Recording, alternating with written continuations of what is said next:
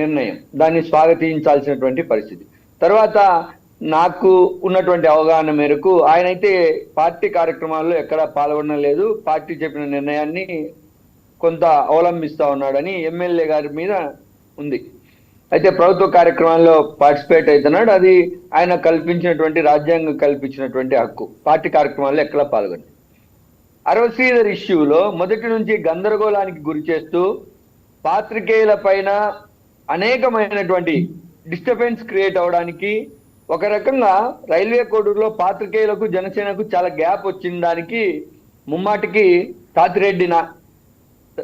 తాతంశెట్టి నాగేంద్రే కారణం. ఈ విషయం ఎవరు హర్షవీణ సంబంధించినటువంటి వార్తల కవరేజ్కి వెళ్ళినటువంటి కడప జిల్లా స్టాఫ్ రిపోర్టర్లను ఎవరిని అడిగినా కూడా చెప్తారు. లేదా వివిధ ప్రధానమైనటువంటి టీవీ ఛానళ్లలో ప్రసారమైనటువంటి లైవ్లలో తాతంశెట్టి వర్సెస్ మీడియాకు జరుగుతున్నటువంటి సంభాషణ కూడా ఆల్రెడీ ప్రజలు చూస్తా ఉన్నారు. అంటే ఇక్కడ జనసేన అధినేత పవన్ కళ్యాణ్ మాటలను తాతంశెట్టి నాగేంద్ర ఎందుకు అమలు చేయడం లేదు?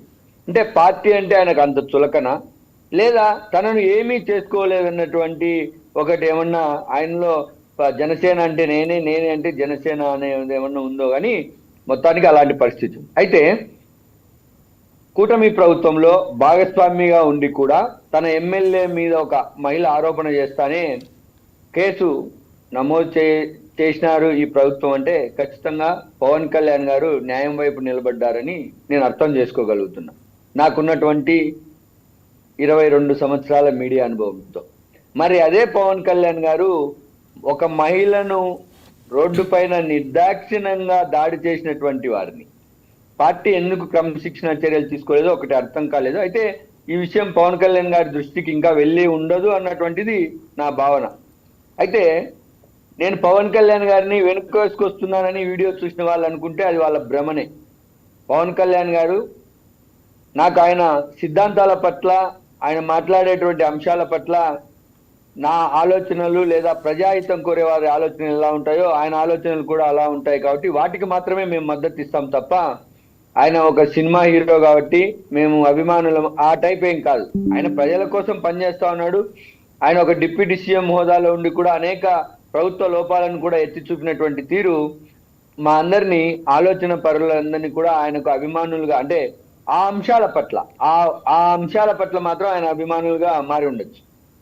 ఇలాంటి తాతంశెట్టి నాగేంద్ర లాంటి వ్యక్తుల వల్ల మొత్తం జీరోకి పడిపోయే పరిస్థితి కనిపిస్తోంది.